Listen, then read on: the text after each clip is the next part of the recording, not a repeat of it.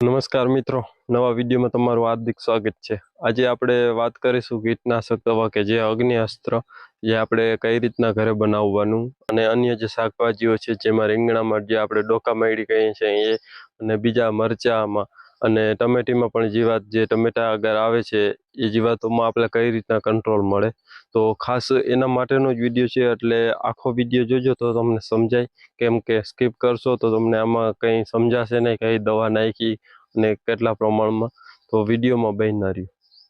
તો મિત્રો, તંબાકુ લેવાની છે જે જરદો, લસણ લેવાનું છે 100 ગ્રામ અને 100 ગ્રામ આદુ લેવાનું છે, જોઈ શકો છો તમે, અને 100-125 ગ્રામ મરચાં જે તીખા ફૂલ તીખા હોય, અને 500 ગ્રામ જેટલો લીમડો।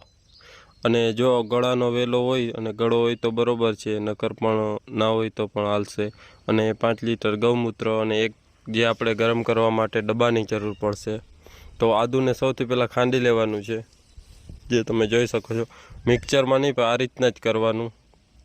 અને ત્યારબાદ મરચાં જે એનો પેસ્ટ બનાવી નાખવાનો, જોઈ શકો છો આ રીતે।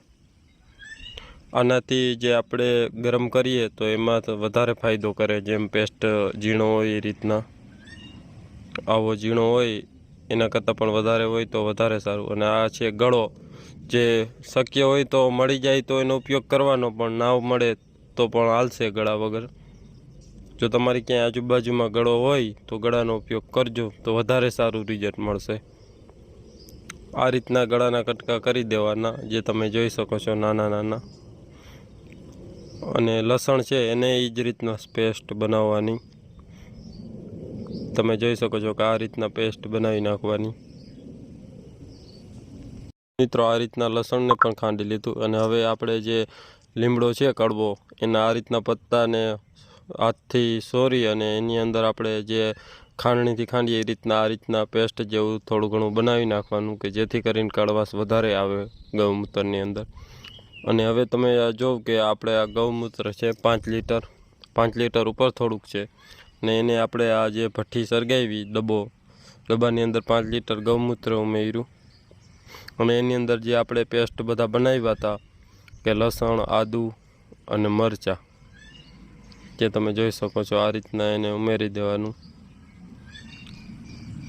અને ત્યારબાદ જે આપણે ગળો હતો કે નાના નાના ટુકડા કર્યા હતા, તો ગળાના પણ આ રીતના ટુકડા ઉમેરી દેવાના, જે તમે જોઈ શકો છો। ત્યારબાદ આપણે જે તંબાકુ હતી, અને મિત્રો તંબાકુની અંદર તમારે કોઈ જે જરદો હોય છે એ પણ હાલશે। આ જરદો નહોતો એટલે જે આપણે આ તંબાકુ આવે છે દેશી તંબાકુ એનો ઉપયોગ કર્યો છે, પણ જો જરદો હોય તો બધે કરતાં એ પણ સારું રિઝલ્ટ આપે છે। આ નાની પડીકીઓ હતી એટલે 3 પડીકીનો ઉપયોગ કર્યો છે, 100-125 ગ્રામ જરદોનો ઉપયોગ કરવાનો।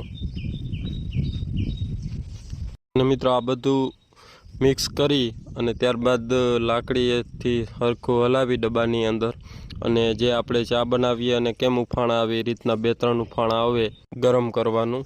અને જે તમે જોઈ શકો છો કે એ ડબ્બાની અંદર આપણે જે લીમડો છે એ ઉમેરી દીધો। હવે આને કમ્પ્લેટ 2-3 ઉફાણા આવે ત્યાં સુધી આપણે રહેવા દેશું, અને ત્યારબાદ કઈ પ્રોસેસ થાય આગળ જો। તો મિત્રો, આ રીતના 2-3 વખત ઉકળવા દેવાનું। તમને કદાચ નરી આંખે જોઉં તો દેખાતું હશે કે જે ઉકળે છે આ રીતના 2-3 વાર ઉકળવા દેવાનું, જે તમે લાઈવ જોઈ શકો છો આપણે કે આ રીતના દવા બનાવી। હવે મિત્રો, આ 2-3 વખત ઉકળી ગયું છે, જે તમે જોઈ શકો છો।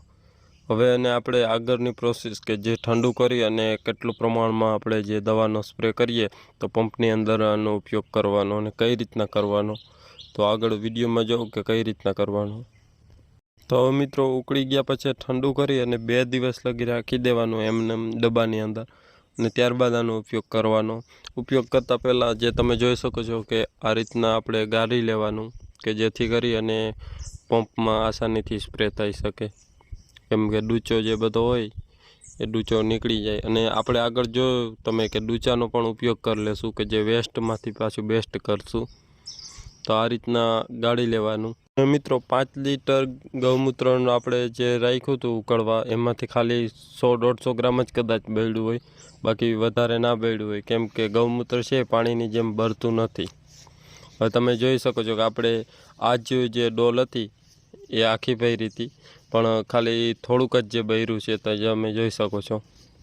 તો મિત્રો આનો સ્પ્રે કઈ રીતના કરવાનો, તો 15 લીટર પાણી હોય એની અંદર આપણે 500થી 600 ml એક પંપની અંદર આનો ઉપયોગ કરી શકીએ, અને આનાથી જે જીવાતો આવે છે એમાં સારું નિયંત્રણ આવે છે.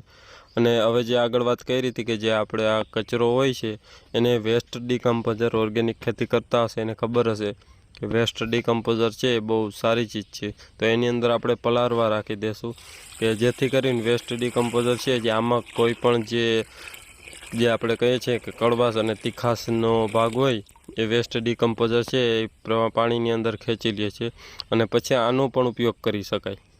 તો આ તો આપણે જે અગ્નિ અસ્ત્ર દવાનો વિડીયો, કેમ કે આ દવાઓ આપણે ઘરે જ બની જાય છે, અને જેમ કીધું કે આમાં બહુ લાંબો ખર્ચ આવતું નથી. એક પંપનો અમે હિસાબ કર્યો તો 10 રૂપિયાનો ખર્ચ આવે છે. આ રીતના તમે 30 લીટર દવા બનાવી શકો છો, કે ગૌમૂત્ર 30 લીટર અને 500 ગ્રામ બધી વસ્તુઓ. અને આ દવા છે 9 મહિના લગી ખરાબ થતી નથી, અને કોઈ જાતની આની આડઅસર છે નહીં, અને આનું રિઝલ્ટ બહુ સારું છે. તો જેમ બને આવી ઓર્ગેનિક દવાઓનો ઉપયોગ કરાય. અને ખાસ કરીને કે આ વિડીયો તમને જો ગમ્યો હોય તો વિડીયોને લાઇક કરજો, ચેનલમાં નવા હો તો ચેનલ સબસ્ક્રાઈબ કરજો, કે જેથી કરીને નવા ઓર્ગેનિક વિડીયો છે એ તમારી પાસે સૌથી પહેલાં પહોંચે.